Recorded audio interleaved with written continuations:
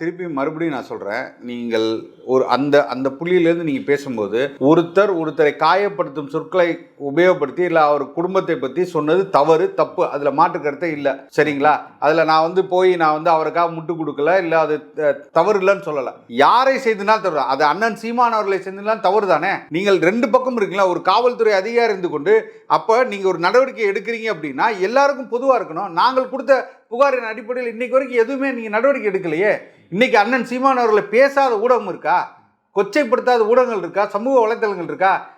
YouTube videos 100 வீடியோஸில் 50 வீடியோஸ்க்கு மேலே அண்ணனை பற்றி கொச்சையாக பேசி தரக்குறையாக பேசி வீடியோக்கள் இதுக்கு என்ன நடவடிக்கை எடுக்கப்பட்டிருக்கு?